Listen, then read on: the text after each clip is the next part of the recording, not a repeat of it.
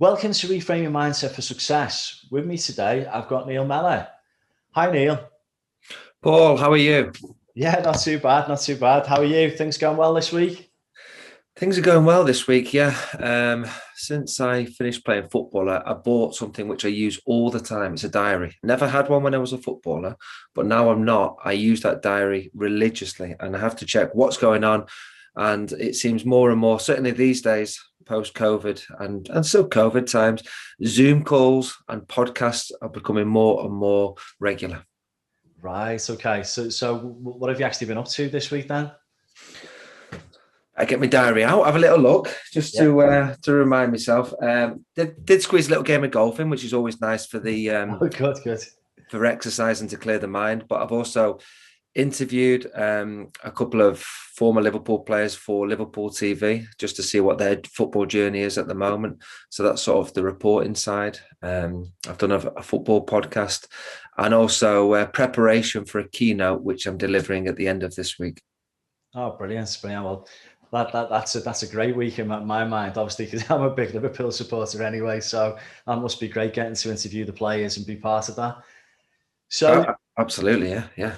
So just to start, I mean, I start every podcast episode with you just telling the listeners about your story. So is it okay if you tell us in your words what you see your story as being, Neil?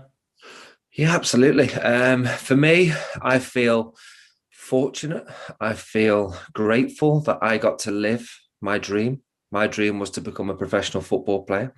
I know a lot of people perhaps have that same dream when they're growing up, young boys, young girls, probably hundreds of millions, in all honesty, around the world have that same dream. But I was one of the lucky ones to get to enjoy that, to have moments along the way, to play for Liverpool Football Club, one of the biggest clubs in the world, in my opinion, and have what I describe as yes moments, moments where fans 10, 15, probably 20 years now later can still remember those moments. So I would love to have scored more goals, to have achieved more in terms of medals, trophies, but to have those yes moments makes fulfilling that dream certainly worthwhile. So that was something huge for me, to be a professional football player. And then post career, obviously it's very difficult, that transition period, but I've since created a new dream, which was the media work, which I now work at Sky Sports, and also Liverpool Football Club. So it's a variety of different roles. I report on football matches. I interview managers. I interview players. I commentate on football matches. And one thing I've always believed, Paul, in football is about opinion. There is no right. There is no wrong. The people who love the game and are entitled to that opinion. So I really enjoy post-career still being involved in the game, which is something I've always loved from a young boy. I'm just going to take you back because, I remember being at one of those yes moments, which was the 2004-2005 season when you scored that wonderful goal against Arsenal.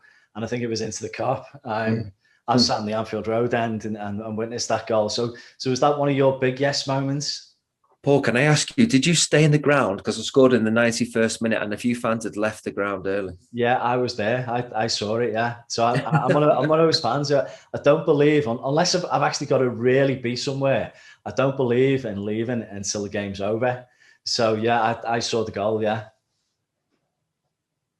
So you saw it from the Anfield Road then? Yes moments, which was sort of like what you were in the Anfield Road by the away fans. Yeah, I've had a season ticket all my life, so I was sat there, and it was just one of those phenomenal goals. The way I'd describe it, it was like a Steven Gerrard goal, wasn't it? So a brilliant moment, and obviously a great goal by you. It was nice to have that moment. So going from the football, I mean, obviously you've had an amazing football career. To move from football into TV punditry, was it an easy transition or did you find it difficult? To most people, they may think it's easy. They may assume it's easy. And that I'd always dreamed of doing. And it came out early at the age of 29. Wasn't expecting it. Wasn't ready, if I'm being honest. And you have to remember that when you come out of the game, and for me, football, you miss a lot of things. Now, for me, I missed the adulation from the fans. And it wasn't always great. Sometimes I did get booed. Yeah, I get that when I didn't play well, but I missed the buzz, that match day buzz, the dressing room buzz. I missed financially the money I used to get as a professional football player. We were paid very, very well. I missed the structure in my life, being told where to be. From the age of 5, I'd always had structure in my life. Primary school, secondary school, professional football from the age of 16. So that was a big loss, which in transition time is something that you have to come to deal with. Like I mentioned a little bit earlier on, a diary. A diary for me was massive. Even writing things like cutting my grass, having something to do was so important to fill that void of lack of structure. But that was where I had to reevaluate what my new dream was, which was to be working in media, which was next after playing professional football, which was so important for me to really focus on.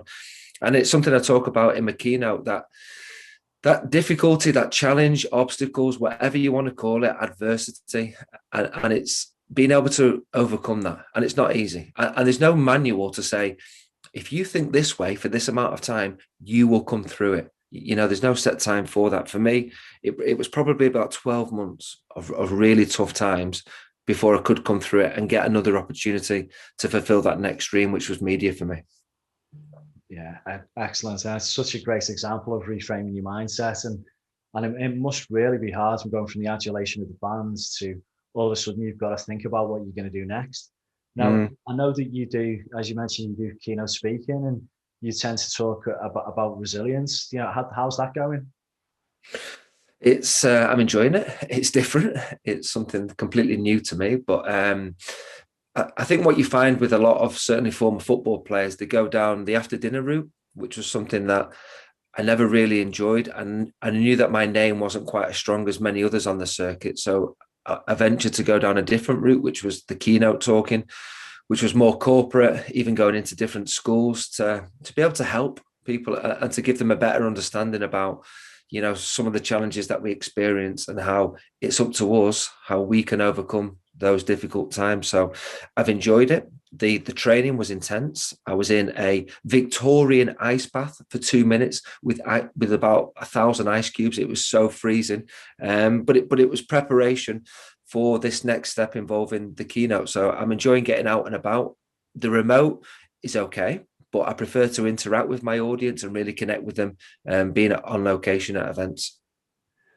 Excellent. So when we talk about mindset then, because obviously you've reframed your mindset to be able to do the stuff that you really enjoy now. So why is mindset so important in what you do?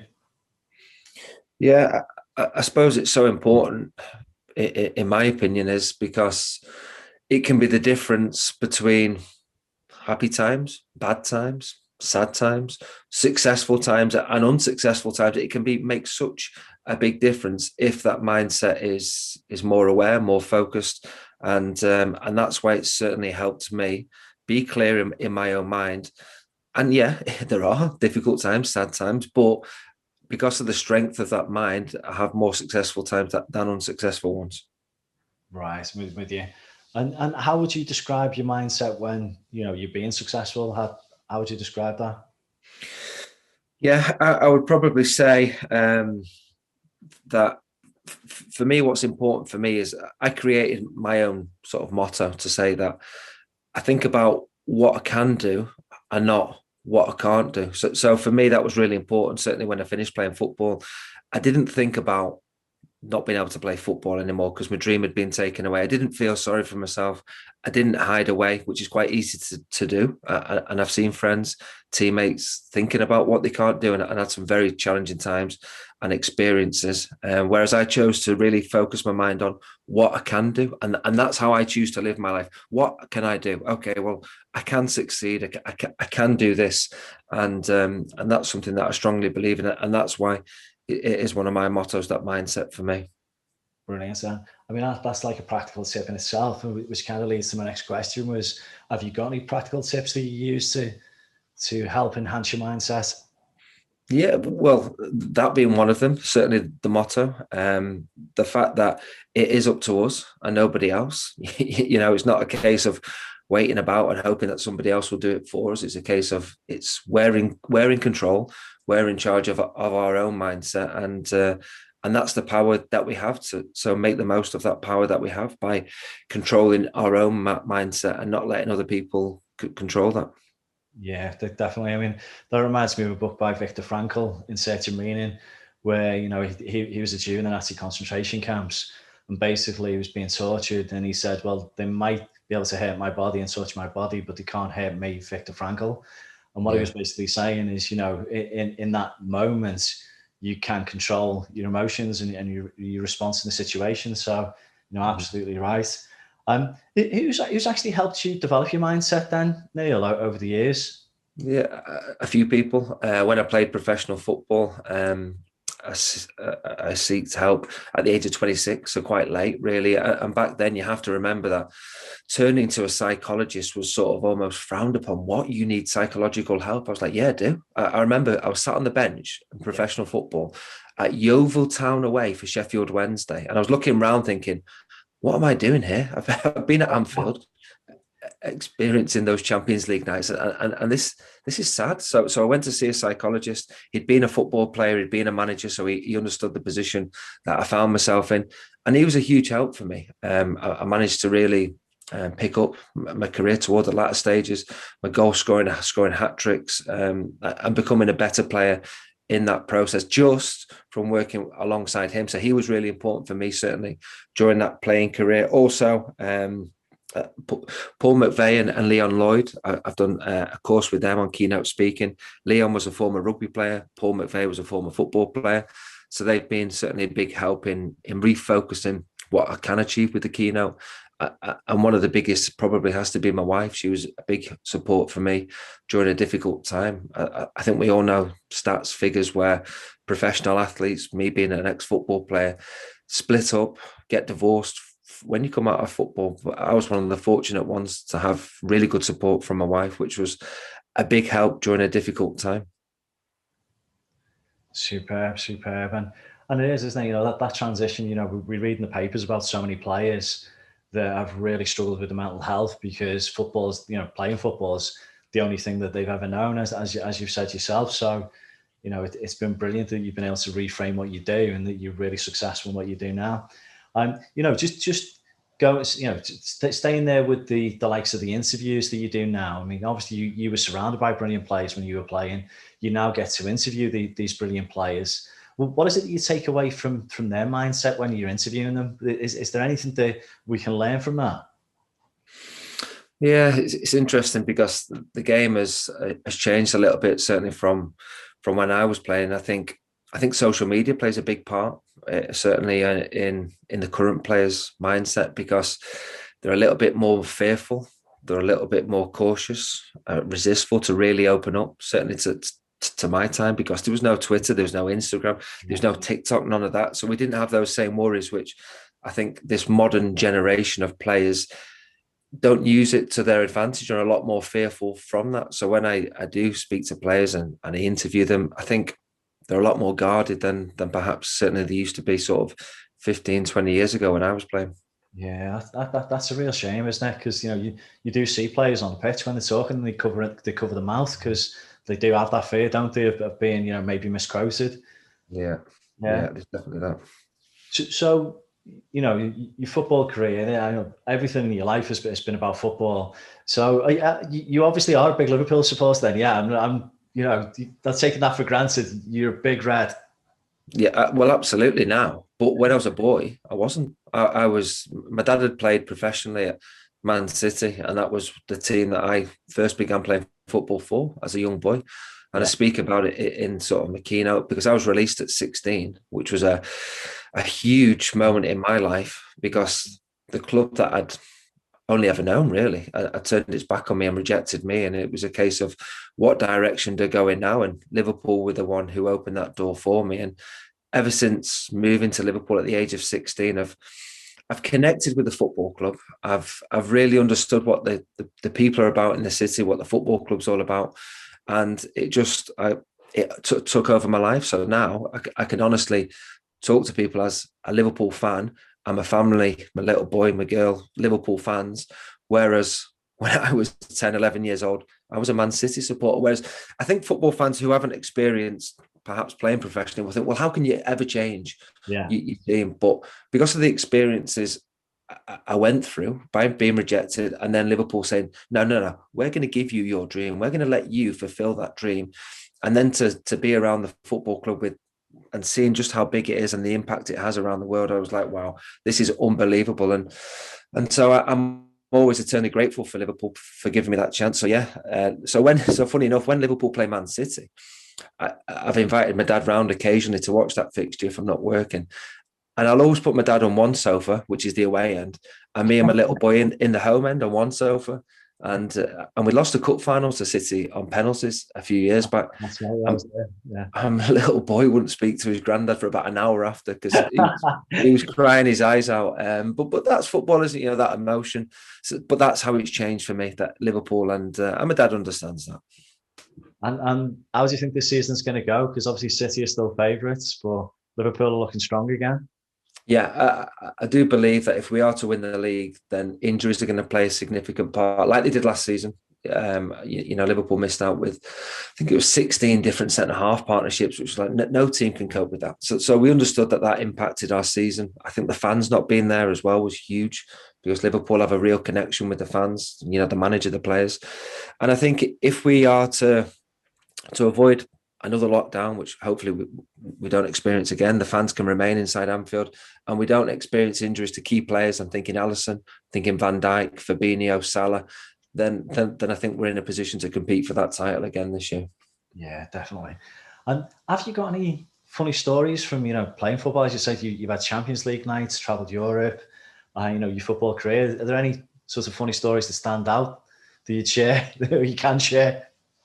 Yeah, I suppose you've got to be careful with a few of them, haven't you, really? I mean, there's plenty. I mentioned a few in my keynote. I suppose one of the big ones was when I played, obviously, that moment, that yes moment, scoring the winning goal against Arsenal. And you were at the Anfield Road, and we had the free kick from pretty much the dead ball line by the Anfield Road in front of the Arsenal away fans. I remember it was the last minute, it's 1-1 at home to Arsenal, which was a good result because Arsenal were the Invincibles back then. And I turned around to my marker that day, which was Sol Campbell. And now, Sol Campbell was a top defender, England international, regarded as one of the best in the game at the time. And I turned around to him and I said, Sol, can I have your shirt at the end of the game? Now, I've got no interest in collecting shirts. I didn't particularly rate Sol Campbell as in some unbelievable player, but for whatever reason I asked him for his shirt at the end of the game before the free kick was taken, and he said, yeah, no problem. So I'm buzzing. So the free kick's taken anyway. Me and Patrick Vieira clash for the ball goes past us, it goes towards my teammate Harry Kewell. He gets cleaned out by a combination of Sol Campbell and actually Kolo Toure, who was playing for Arsenal that day, and the ball fell to me nicely. I've hit it back of the net, yes moment, brilliant. Fans are celebrating like mad. One of those moments I'll certainly never forget. And then the full-time whistle went shortly after. So I'd scored the winning goal for Liverpool against the best team in the league, which Arsenal were at that time. And as I walked off the pitch, I've got no interest in getting Sol Campbell's shirt. All I can think of is just sharing the moment with the fans. My mum and dad were there, my brother, my sisters were there. And I just milked it for as long as I could. Honestly, I was the last one off the pitch, just absolutely loving it. So by the time I'd done my Sky interview, got my bottle of champagne, got back in the dressing room, I'd completely forgot about that Sol Campbell shirt. And it was a Sunday. Back then, that was like the main Super Sunday game. And all the lads were like, come on, let's go out for a few drinks afterwards because Liverpool on a Sunday, great night. Yeah, Baby Blue down there where we used to go to. And I was sat there thinking, lads, I'm absolutely exhausted here. I've played 90 minutes, which didn't happen too often. But they would say, oh, come on, everyone will be made up that you're out. I said, lads, I can't do it. I'm shattered. So we ended up, after scoring that winning goal, getting the bottle of champers, going back to my mum and dad's house. I watched Match of the Day 2 on TV with a cup of tea and watched Gordon Strachan telling me what a good goal that I'd scored. So that was the rock and roll night that I experienced after that high. Oh, that's brilliant. It's a brilliant story as well. So to conclude this podcast episode, we've been talking about mindset and the way you've reframed your mindset and some of those brilliant moments that you've had in your footballing career as well. What final piece of advice would you give to the listeners? I would say it's up to you. nobody else, what you want to achieve. Don't wait for it. You're the one who can go and make it happen. Brilliant advice. That's great. Well, Neil, thank you very, very much for your time. Really do appreciate it. I know you have such a busy schedule. Thank you for having me. Cheers, Paul.